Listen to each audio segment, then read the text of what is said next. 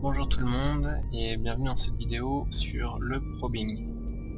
Donc aujourd'hui je vais vous expliquer comment est-ce qu'on probe, à quoi ça sert, quels sont les modules qui sont utilisés pour le faire, etc.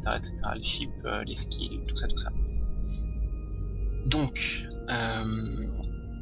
le probing c'est quelque chose, c'est une technique qu'on utilise dans Eve et qui permet de détecter des signatures qui sont des objets dans l'espace sur lesquels on a envie de pouvoir warper.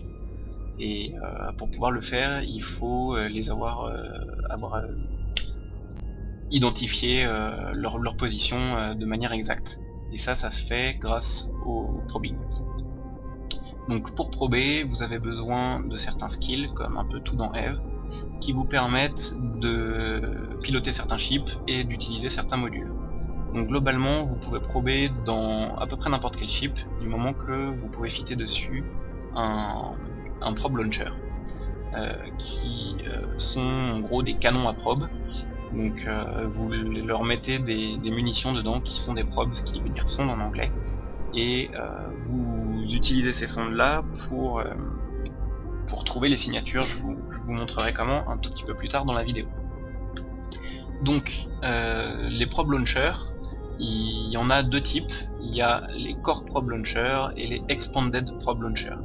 Globalement, les seules différences entre les deux, le core probe launcher est plus facile à fitter. Il prend 15 teraflops de CPU à fitter, alors que l'expanded en prend 220.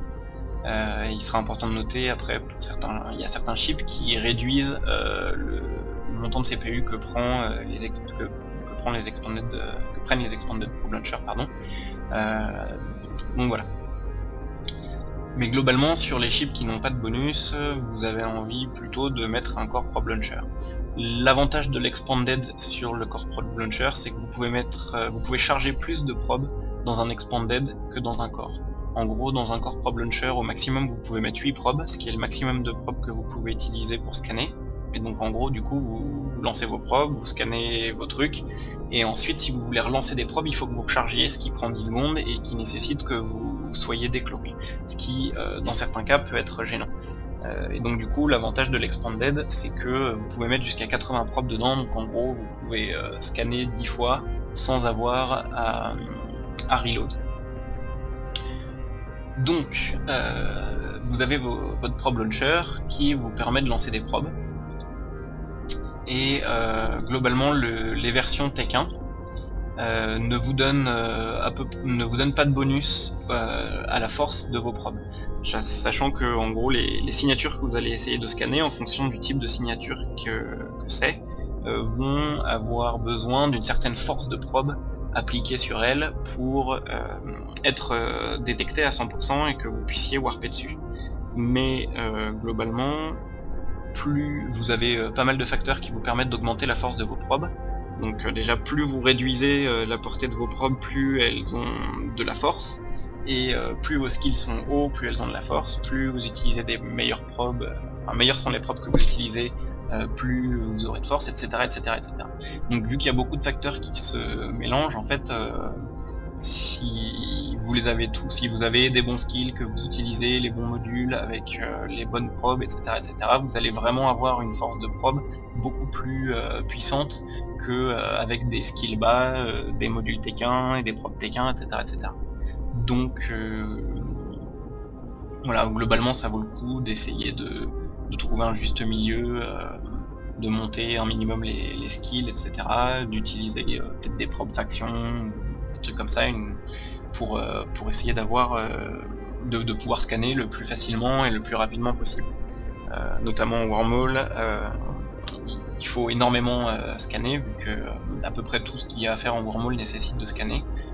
Ça commencer par se déplacer entre les systèmes, donc plus c'est simple de scanner, mieux c'est pour vous. Du coup, les skills dont vous allez avoir besoin pour scanner. Peut-être avant, juste je vais faire un petit tour sur les probe launchers. Donc comme je vous l'ai dit, il n'y a pas de bonus pour le module Tech 1. Le module Tech 2 nécessite d'avoir le skill Astrometrics à 5, qui est assez long à skiller.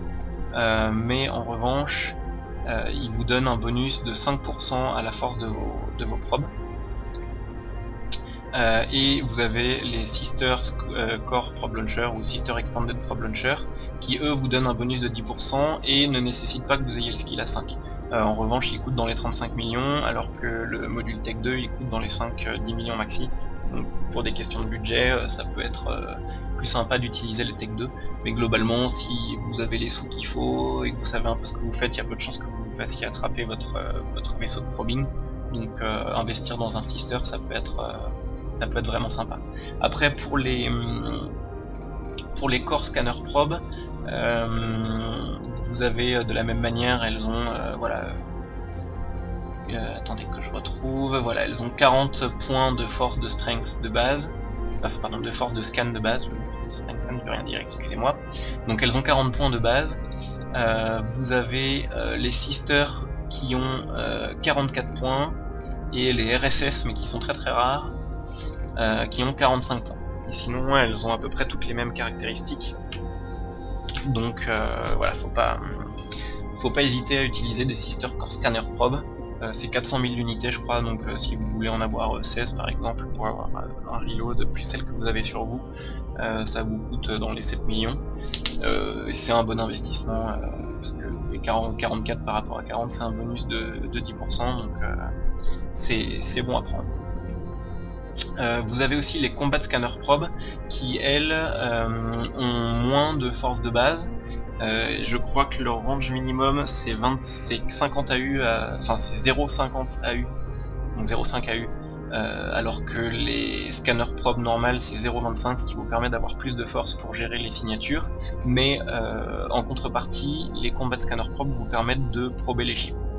Donc ça se passe de la même manière que pour prober les signatures, et vous pourrez voir une autre de mes vidéos qui parle un peu plus de combat probe. Mais pour le moment je vais me concentrer sur le probing normal des signatures et comment est-ce qu'on probe exactement les skills, etc. A noter aussi que vous pouvez pas mettre de combat scanner probe dans un core probe launcher. Vous êtes obligé d'utiliser un expanded probe launcher pour pouvoir utiliser les combat scanner probe. Et pareil, les combat scanner probe vont en version Pékin et Sister, donc il n'y a pas de RSS d'ailleurs, ça je ne le savais pas. Donc pour les skills, vous aurez besoin du skill astrométrique, qui est un peu le skill qui vous donne un peu tous les bonus. Comme vous voyez, il y a 4 skills. En gros, Astrometrix vous donne 3 types de bonus différents, et ensuite chacun des 3 autres skills renforce l'un des 3 bonus qui vous sont donnés par le skill Astrometrix. Donc le skill Astrometrix, par niveau, il vous réduit de 5% le temps que ça vous prend de scan. Vous verrez à quoi ça fait référence tout à l'heure, j'essaierai de penser de le faire remarquer à ce moment-là. Ça réduit la scan déviation de vos probes, donc c'est-à-dire que je vous en reparlerai aussi au moment où je vous montrerai exactement comment on probe, mais en gros quand vous mettez un coup de scan sur une signature, à la fin du scan, vous allez avoir dans votre map un point qui montre où est-ce que vos probes pensent que la signature se trouve, et en fait de base vous avez une certaine déviation par rapport à la réalité, et donc du coup plus votre skill est haut, moins cette déviation sera forte, donc plus ça sera facile de prober le truc, parce que dès le début vous aurez une idée de plus en plus précise de là où se trouve vraiment la signature que vous voulez prober. Et enfin vous avez un bonus à la force de probe, qui est en gros ce qui détermine si vous avez réussi à avoir votre signature à 100% ou pas, et ce qui détermine si vous pouvez la choper. A noter que au niveau de la force de probe, il y a certaines signatures qui sont considérées entre guillemets comme très dures à prober, et qui nécessitent d'avoir beaucoup de force de probe pour pouvoir les avoir à 100%.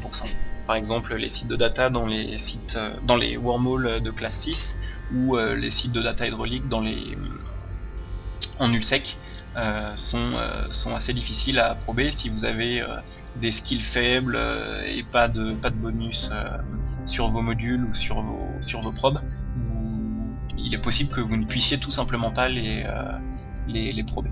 Donc c'est bon à garder en tête. vous avez donc ce skill là qui vous donne un bonus aux trois caractéristiques importantes du scanning. Vous avez juste besoin de science 3 et normalement vous l'avez entraîné au niveau 1 à la création du personnage, et ce skill est requis donc au niveau 1 pour les core probe launcher et les probes, au niveau 2 pour les expanded probe launcher. Le niveau 3 vous débloque les surveil probe launcher, mais ça on s'en fiche un petit peu, ça sert à voir quel type de matériaux vous pouvez récolter sur une moon, mais ça ne concerne pas notre cours pour aujourd'hui. Et le niveau 3 vous débloque astrométrique acquisition, qui est donc le skill dont je vais vous parler après, qui réduit le temps de scanning. Le niveau 4 vous débloque le skill astrométrique pinpointing, et le niveau 5 vous permet d'avoir les modules Core Probe et Expanded Probe Launcher Tech 2. Donc le skill astrométrique acquisition, lui, il réduit par niveau 5% le temps que ça vous prend de prober, et c'est à peu près tout. Donc, vous avez besoin d'astrométrique 3 pour l'avoir comme on vient de le voir. Et au niveau 2, il vous débloque le module Scan Acquisition Array, qui est un module de medslot qui renforce encore le même bonus de temps de scanning. Et au niveau 5, vous avez le bonus Tech 2, vous débloquez le module Tech 2, qui en gros donne 2 fois plus de bonus que le module Tech 1 pour le même PT.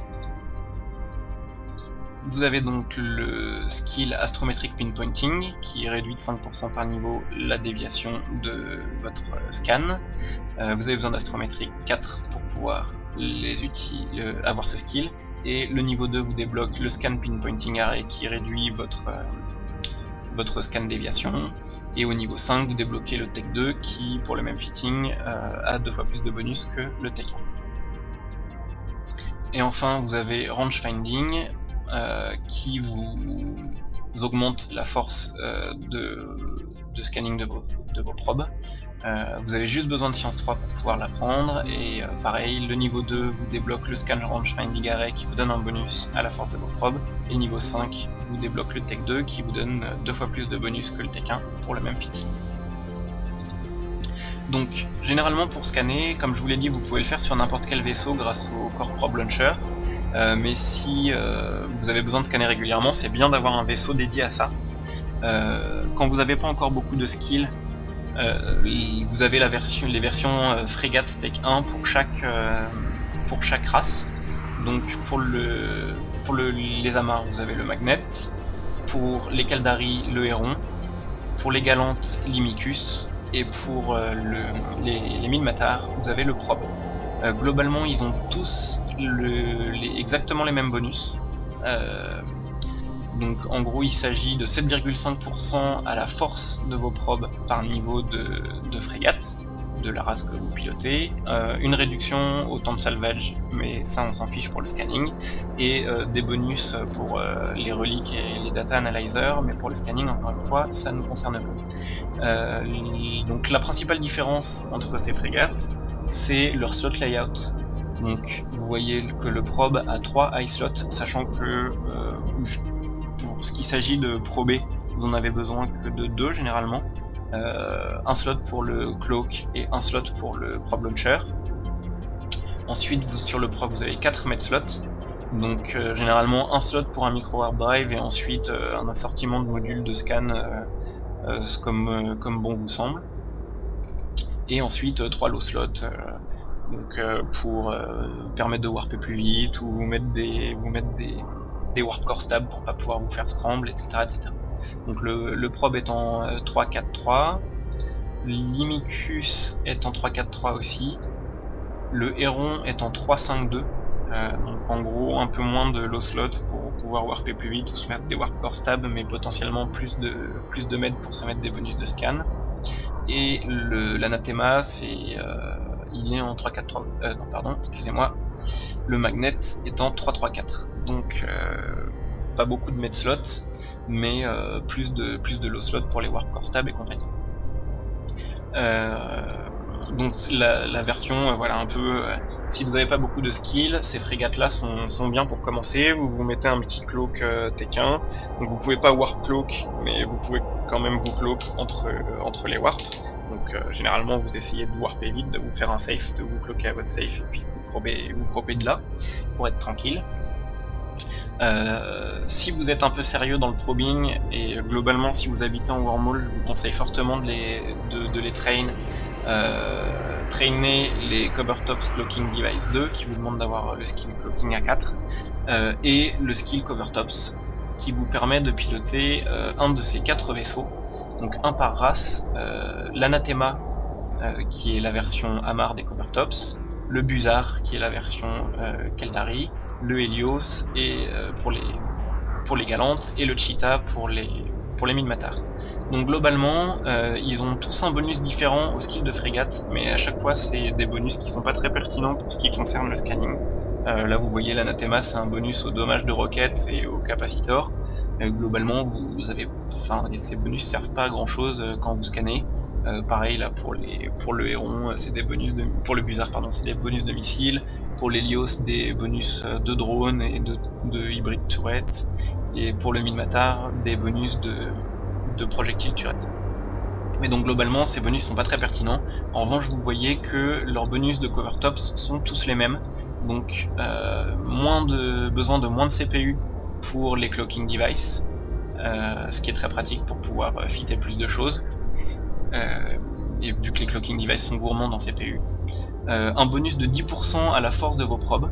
Donc vous voyez qu'à partir du moment où vous avez Covertops 4, c'est mieux que si vous étiez dans une frégate Tech 1 avec le skill de frégate à 5, puisque le bonus de frégate est de 7,5% par niveau à la force de vos probes. Avec le skill à 5, vous avez un bonus total de 37,5%. Et là, avec les Covertops, avec un bonus de 10%, à partir du niveau 4, vous êtes à 40% de bonus total, donc au-dessus des frégates. Et puis si vous avez le skill à 5, là c'est encore mieux, là c'est à 50% de bonus total. Et vous avez un bonus là qui n'est pas pertinent pour le probing, qui vous permet de en gros scanner les moons plus rapidement. Et encore une fois, là ça n'a rien à voir, mais un bonus aux reliques et au data analyzer. Le fait que vous ayez le droit de fitter ces modules qui vous permettent, ces modules à les Covertops Cloaking Device 2 qui vous permettent de warp et cloak, et un temps de réactivation du cloak de 5 secondes. C'est-à-dire que si là par exemple je décloak, en gros il faut que j'attende que 5 secondes pour pouvoir me recloaker. Donc voilà globalement ce que vous pouvez voir. Donc les prérequis, c'est d'avoir le skill de frégate raciale à 5. Pour avoir le skill Covertops, il vous faut en important Electronic Upgrades à 5, sinon le reste ça se skill vite. Dans les autres vaisseaux qui peuvent être super chouettes pour ça, mais qui sont chers, vous avez l'Astero, donc la frégate des Sisters of Eve. Donc comme vous le voyez, vous avez juste besoin d'avoir Gallant Frégate 3 et Amarr Frégate 3, donc ce qui est quand même beaucoup plus rapide à skiller que les Covertops. Et en échange, vous avez donc pareil, le bonus des deux races de frégates n'est pas très pertinent. Même si vous pourrez voir par exemple dans le cours d'Alcide les intérêts de l'Astero, son cours sur les data et les relics sites. Jetez-y un œil si vous êtes intéressé pour ça. Mais bref, en ce qui concerne le scanning, en fait ils ont de base l'équivalent du bonus de niveau 5 des Covertops en ce qui concerne les cloaks. Donc de base votre cloak ne vous prend pas de CPU, donc c'est très fort.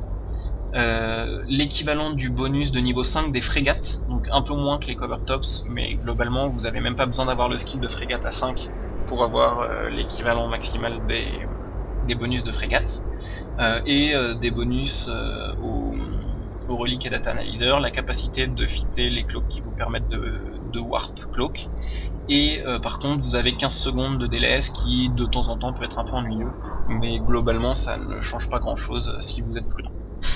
Donc c'est une très bonne alternative. Le problème c'est que je crois que le vaisseau, celui-là, la frégate, coûte genre 60-70 millions d'ISK en ce moment sur le market. Donc c'est le choix low skill, mais il faut du budget pour pouvoir se l'offrir. Mais globalement c'est un très bon ship qui vous permet rapidement de scanner efficacement. sans avoir à mettre trop de skill points dans les chips et compagnie. Donc pensez-y, c'est vraiment un bon vaisseau. Et de la même manière, vous avez le Stratios qui est la version cruiser, qui a pareil le même bonus de prop scan et qui peut fit les cover tops. Donc, dans certains cas, ça peut être un bon vaisseau, notamment je pense pour les ghost sites, mais ça je vous en parlerai peut-être une autre fois, mais pas pour le moment. Donc tout à l'heure je vous en ai parlé, il y a des modules aussi de Metslot qui vous permettent d'avoir des bonus à votre scanning. Donc vous avez le scan acquisition array, donc je crois qu'ils sont tous à 30 teraflops de CPU et 1 MW de power grid. Donc voilà, c'est tous des modules de l'Ocelot. Le scan acquisition vous donne un bonus au temps, en gros réduit le temps que ça vous prend de prober. Un bonus de moins 10% pour la version Tech 1 et de moins 20% pour la version Tech 2. Le scan pinpointing array, donc pareil, même fitting, vous donne un bonus de moins 10% à la déviation de vos probes pour la version Tech 1 et moins 20% pour la version Tech 2. Et le rangefinding vous donne 5% de bonus à la force de vos probes pour le même fitting que les autres. Et la version Tech 2 vous donne 10% de bonus. Donc voilà pour ce qui est un peu de la théorie. Du coup je vais passer à la pratique. Pour la pratique, vous avez besoin d'ouvrir votre fenêtre de scanner. Pour ce faire, vous pouvez cliquer donc près de votre capacitor, à gauche, vous avez ce petit bouton là avec un radar qui est à droite au milieu. Quand vous passez votre souris dessus, vous voyez qu'il y a marqué scanner. Vous pouvez aussi l'ouvrir en appuyant sur Alt D ou bêtement en cliquant sur le bouton. Vous avez un menu radial qui apparaît et pour aller direct sur le prop scanner, c'est à gauche. Donc voilà, vous avez cette fenêtre qui apparaît et ça c'est la fenêtre de scanning. Globalement, dans la fenêtre de scanning, vous avez ici la fenêtre où vous allez voir la liste de vos probes. Donc il y aura une ligne par probe que vous avez dans l'espace. Par défaut, si vous avez bien chargé toutes vos probes dans votre probe scanner, vous en lancez 8 d'un coup. Historiquement, je crois que c'est avant Odyssey, le skill Astrometrics vous permettait de lancer une probe de plus par skill, par niveau de skill, mais ils ont changé ça et maintenant tout le monde peut en lancer 8 d'un coup.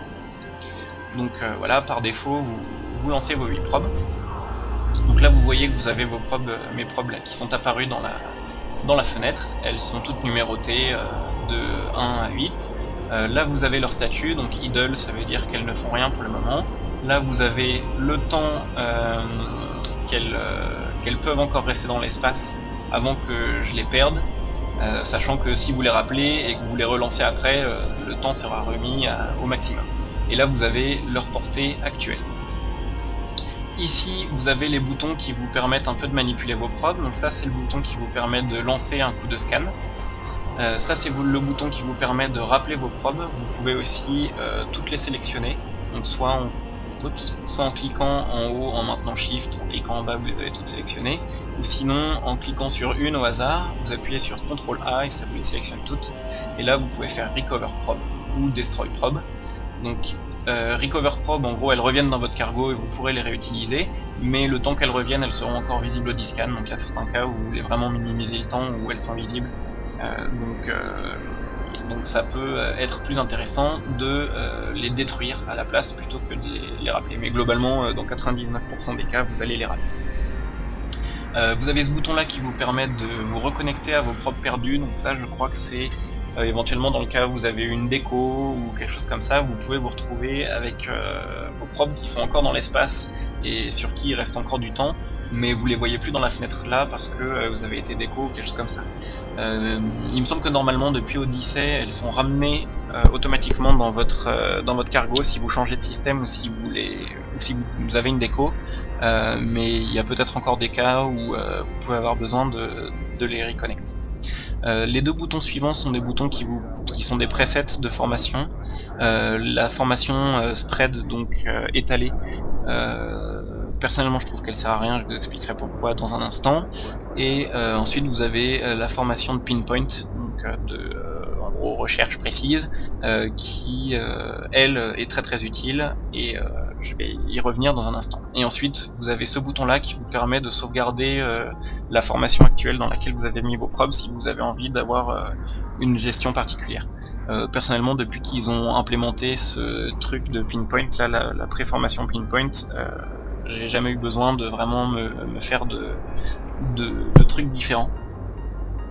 Parce que cette formation est très très opti en fait. C'est celle que j'utilisais avant quand il n'y avait pas encore la sauvegarde de formation. C'est juste qu'à chaque fois il fallait s'ennuyer à la faire soi-même. Et maintenant on gagne énormément de temps grâce à ce truc là. Donc, voilà.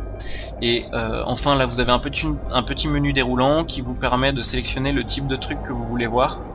Donc ship c'est uniquement si vous êtes en train de faire du combat scanning, donc là on s'y intéressera pas. Drone pareil, structure pareil, show all ça vous montre tout, et signature c'est juste pour voir les signatures quand vous faites du probing normal.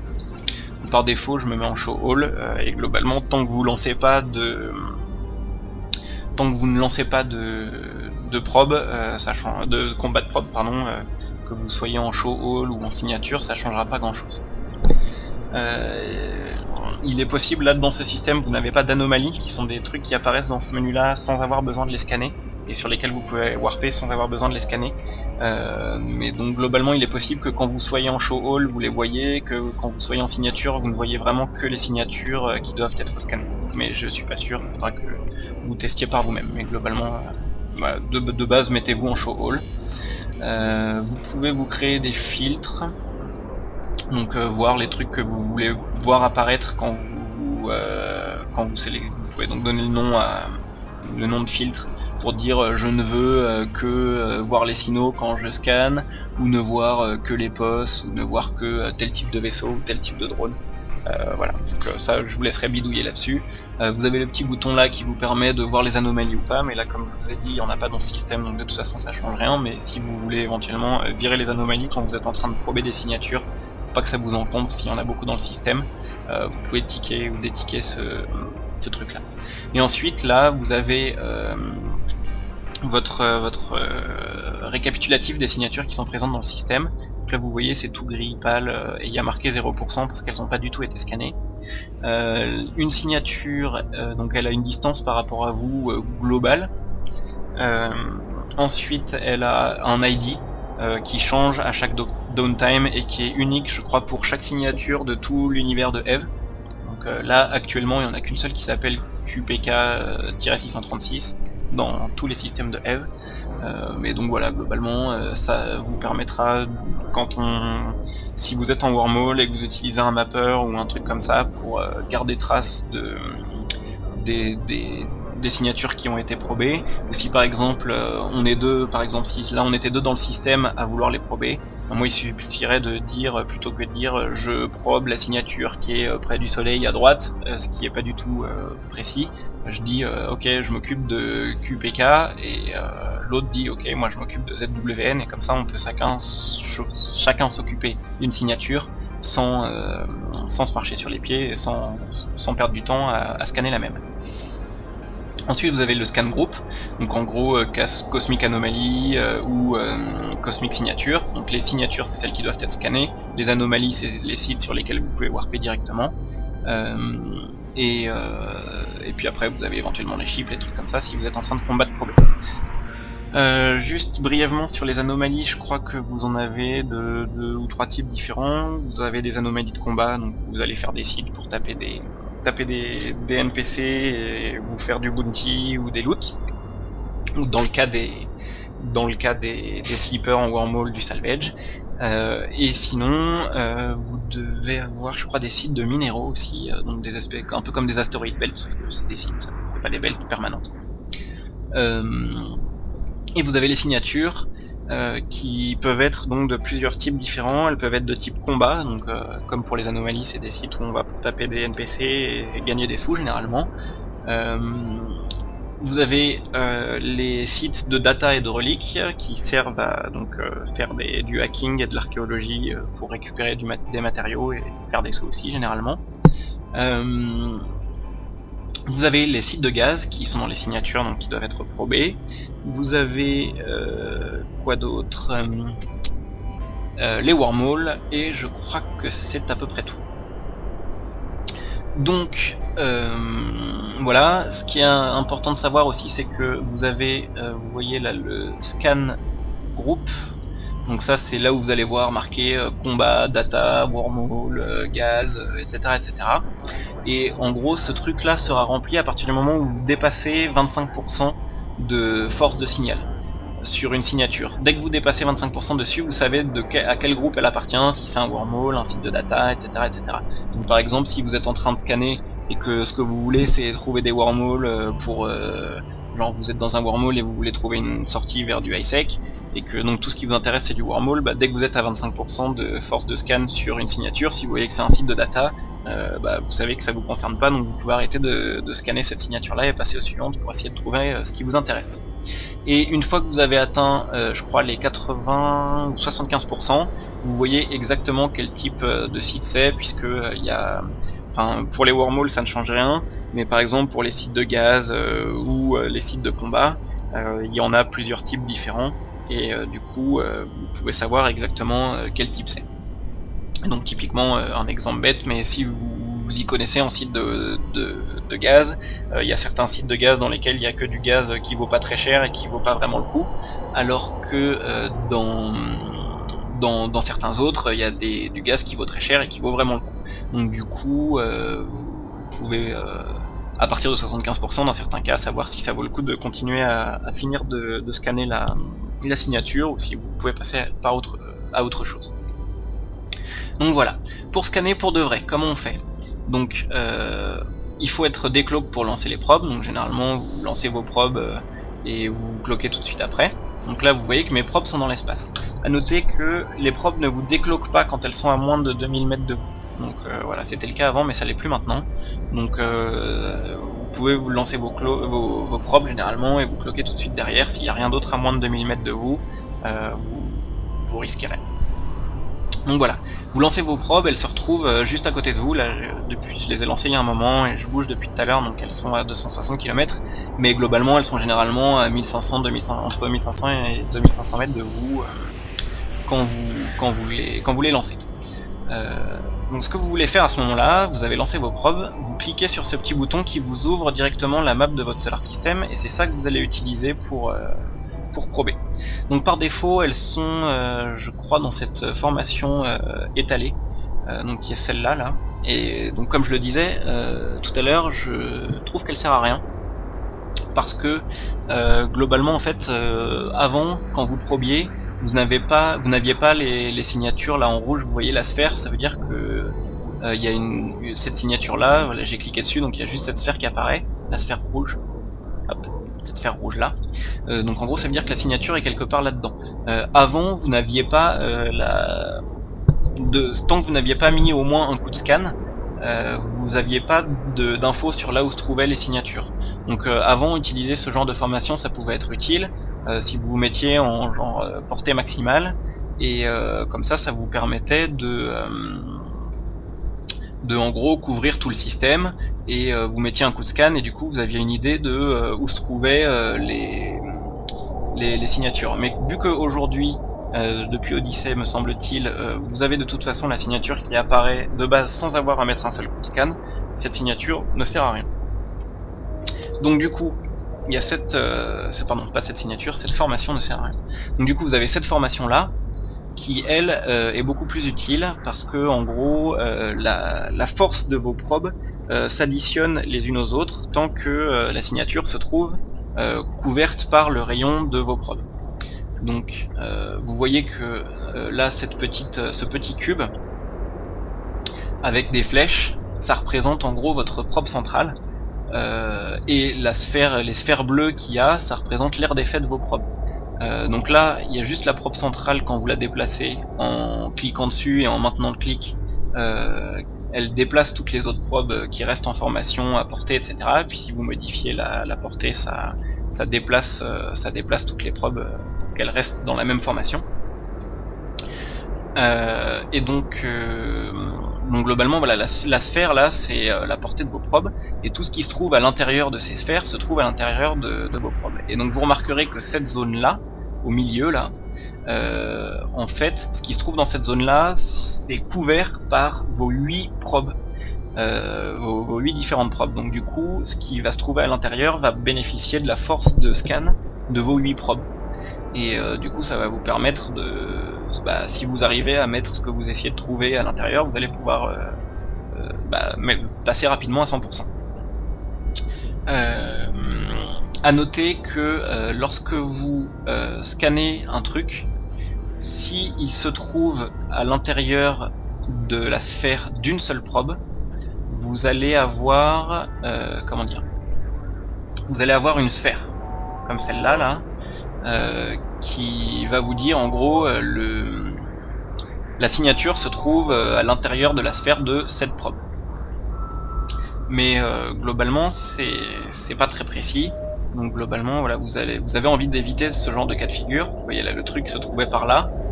Je me suis débrouillé pour qu'il n'y ait qu'une seule de mes probes qui recouvre cette zone, et du coup là il me dit la signature se trouve dans cette zone là. Et vous voyez que j'ai 0,6% de scan, c'est vraiment très faible. Et en plus du coup là je sais pas trop où c'est, ça pourrait se trouver partout, n'importe où ici. Mais après l'avantage c'est que comme je viens de le scanner, donc je sais qu'il se trouve quelque part par là.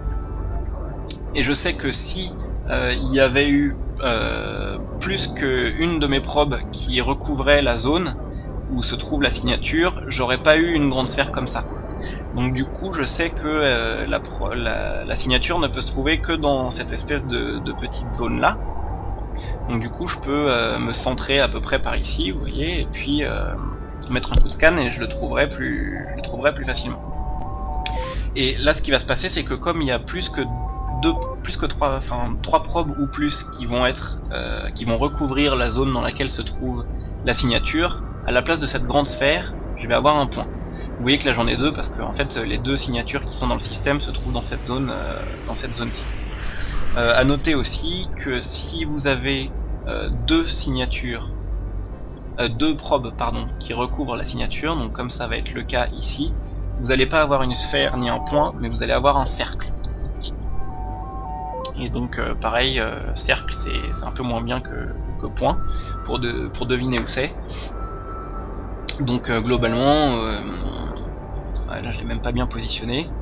Excusez-moi, à cause de la déviation, j'ai dû me tromper un petit peu, mais globalement quand vous scannerez, vous vous rendrez compte que vous allez avoir des cercles. Attendez, je vais réessayer un petit coup pour l'autre, histoire de vous montrer à quoi ça ressemble. Et donc voilà, globalement, essayez toujours d'avoir un point, et pour ça il faut vous débrouiller pour que la signature soit recouverte par 3 probes ou plus. Alors, je me rends compte que j'ai oublié de vous dire un truc. Ouais, le cercle en réalité, je sais plus exactement dans quelles circonstances il passe. Je crois que c'est quand c'est recouvert que par 2 probes, mais dans une certaine manière. Et là, vous voyez que en fait, il n'y a que 2 probes qui le recouvraient, et du coup au lieu de me mettre un seul point, il m'en met 2, ce qui signifie que en gros la signature se trouve soit sur ce point là, soit sur ce point là. Mais globalement quand vous avez ce truc des 2 points, vous vous rendrez compte que en fait il y en a un qui est plus près de votre probe centrale, et donc généralement le truc va se trouver sur le point qui est le plus éloigné. Vous voyez que là ce point là il est vraiment plus près de ma probe. Et donc a priori il est recouvert par plus que 2 probes, donc ça peut pas être ce point là, ça peut être que ce point là qui est recouvert que par 2. Donc si vous vous mettez bien dessus, oups, j'ai fait une bêtise. Voilà, si vous vous mettez bien sur cette signature là, normalement vous devriez le rechoper. Donc, vous voyez, je crois que celle-là c'est QPK, et normalement ça devrait être quelque part là-dedans et pas du tout par là. Ah oui, mais j'étais pas du tout centré dessus, donc ça marche pas.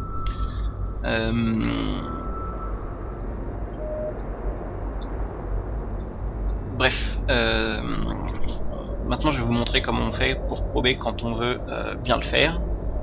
Donc globalement là, admettons, vous avez... Ah oui, il faut juste que je vous mentionne un truc de plus. Comment ça s'appelle ? Une signature n'apparaît au maximum qu'à 8 AU de distance d'un objet céleste. Donc vous voyez là, je suis par ici dans mon système. Je vais virer les probes pour que vous voyez mieux. Je suis par ici dans mon système. Et ce groupe d'objets célestes se trouve à 40 AU de moi. Ce qui veut dire qu'en gros entre là et là, vous avez 40 AU de distance. Donc par exemple ici ça se trouve à 20 AU de distance du plus proche objet céleste. Vous pouvez pas avoir de signatures qui apparaissent là. Elles vont toutes apparaître dans une zone de 8 AU autour d'une planète.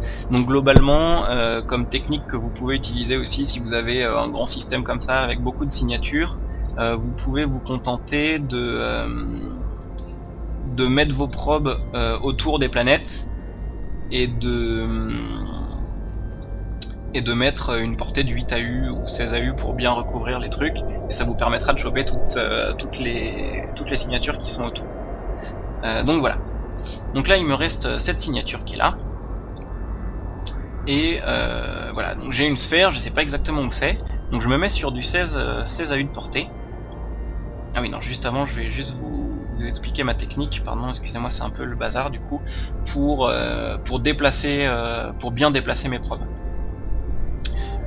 Déjà ce qui est bon à savoir, c'est que si vous double-cliquez sur la probe du milieu, ça la centre autour de votre écran, et donc du coup si vous bougez comme ça, vous restez bien centré dessus. De la même manière, si vous double-cliquez sur un truc dans l'espace, ça vous centre dessus, et vous le verrez tout à l'heure, quand vous avez votre signature qui est sous forme de point, vous pouvez double-cliquer dessus, soit là-dedans, soit dans l'espace, soit dans la fenêtre de scan, soit dans l'espace, et ça vous centre dessus, ce qui est très pratique pour bien positionner vos probes dessus. Pour bouger vos probes, vous avez plusieurs possibilités. Soit vous pouvez passer votre souris au-dessus d'une des flèches. Donc vous voyez que ça met en bleu là l'axe gauche-droite, pour moi vu l'angle dans lequel je suis actuellement. Et donc si vous maintenez votre clic gauche, en gros vous allez pouvoir déplacer la probe sur vos probes sur cet axe là, et même vous voyez là, si je bouge ma souris de haut en bas, elle ne bouge pas de haut en bas, ça bouge pas de haut en bas, ça bouge que de droite à gauche. Donc en gros vous pouvez faire pareil pour cet axe là, et si vous déplacez votre angle de caméra, vous pouvez faire pareil pour l'axe haut et bas. Et après la deuxième technique, c'est que vous pouvez juste passer votre souris sur une face du cube, et donc là vous voyez, si je le mets sur la face qui est en face de moi, je peux la déplacer de gauche à droite et de haut en bas, mais pas du fond vers le devant. Vous voyez là, si je suis un peu comme ça et que je me débrouille pour mettre ma souris sur le dessus du cube, je peux la bouger de droite à gauche et du fond vers le devant, mais pas de haut en bas.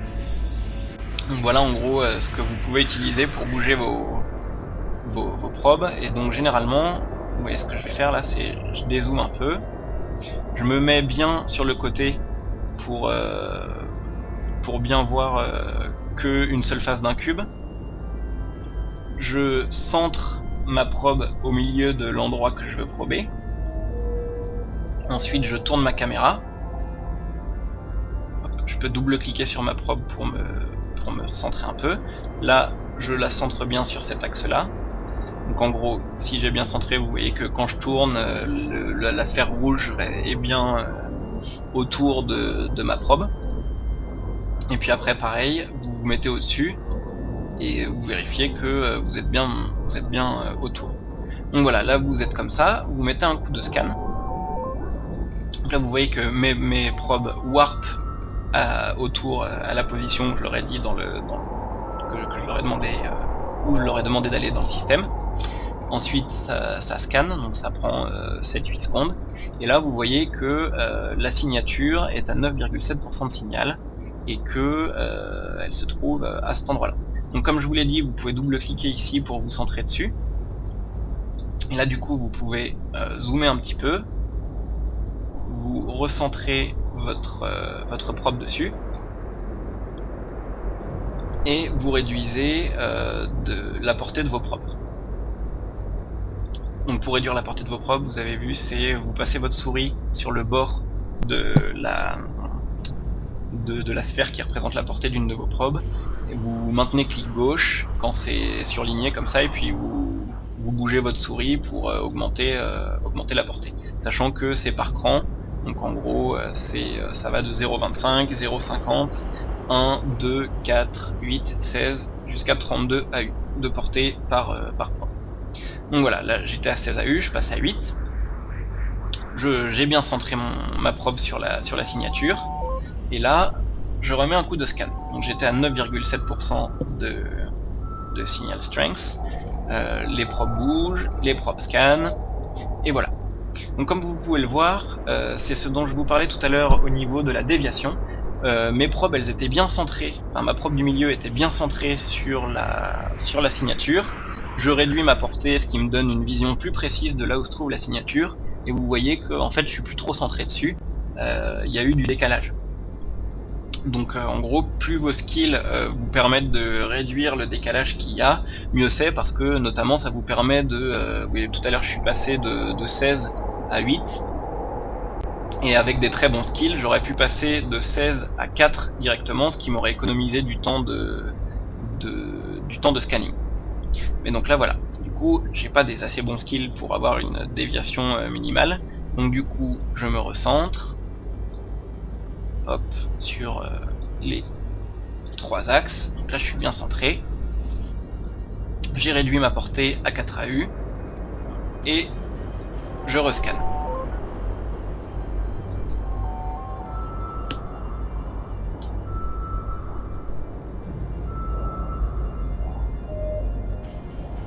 Donc là vous voyez, on vient de passer au-dessus de 25%, donc on sait que c'est un wormhole, la signature devient jaune.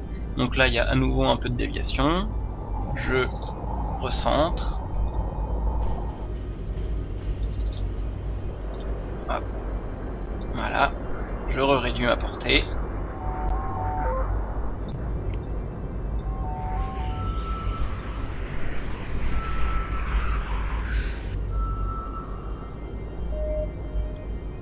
On est à 85, on est bientôt arrivé.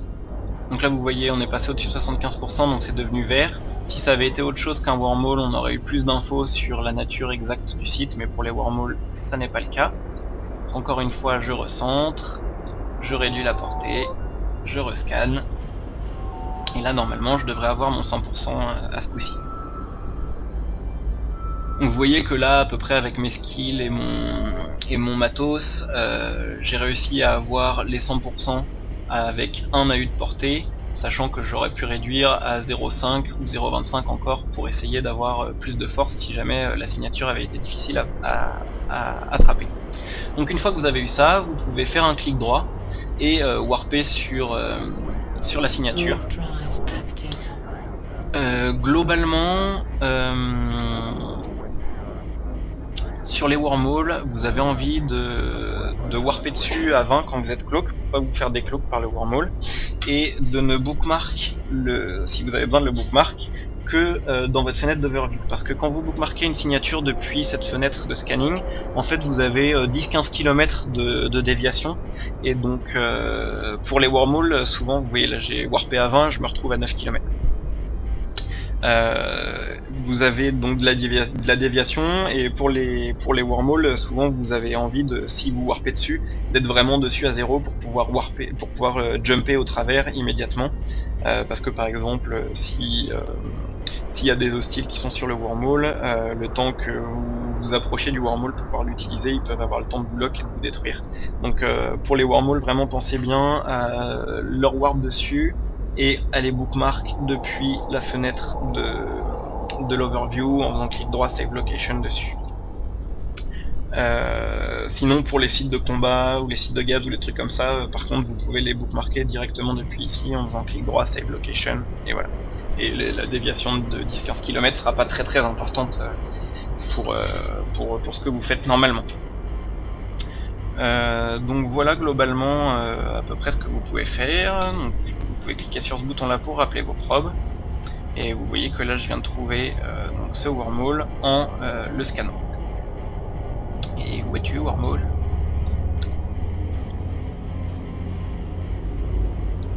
Il est là, voilà. Donc vu la couleur, a priori ça emmène vers un C2, mais je vous invite à regarder nos guides sur les wormholes pour en savoir plus. Voilà, je vous remercie de m'avoir regardé. Je vais peut-être juste rescanner un dernier truc en mode rapide pour que vous voyez à peu près le temps que ça peut prendre, etc.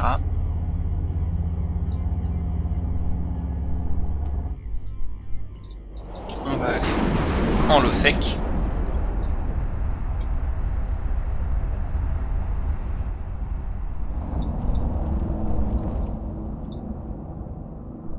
Hop là, je vais réduire un peu mon son parce que c'est fort.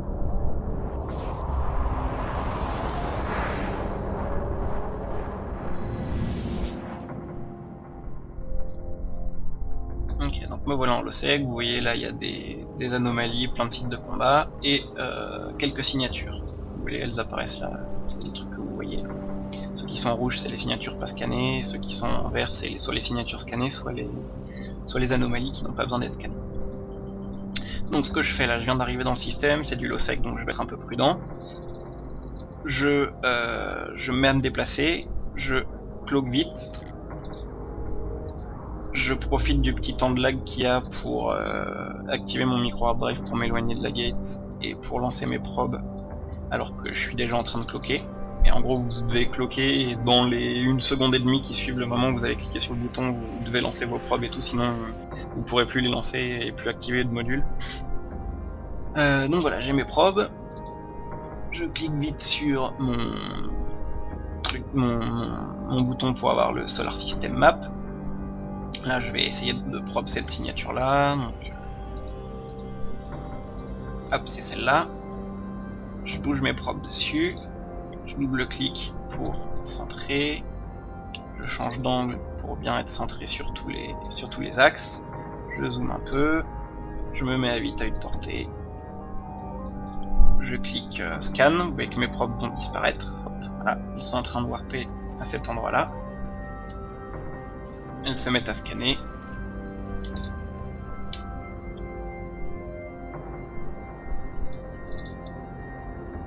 J'ai un point, hop, je suis bien centré, oups, je réduis à 4 AU, je rescanne,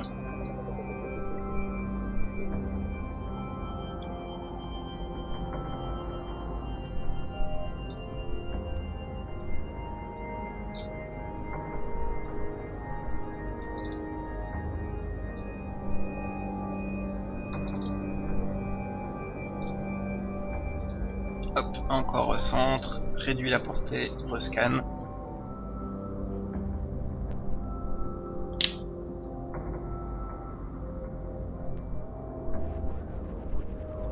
Et voilà, ça apparaît tout en bas, vous voyez un super site sur lequel je peux warper. Voilà, je vous remercie beaucoup de votre attention, j'espère que ça a été instructif. N'hésitez pas à pratiquer autant que possible, c'est comme ça qu'on devient rapide, qu'on trouve un peu les trucs qu'on préfère pour bouger les probes notamment. N'oubliez pas le coup du double clic, soit sur les probes, soit sur le truc que vous voulez, que vous voulez scanner pour bien être centré dessus, etc. etc. Et puis voilà, je vous dis à la prochaine.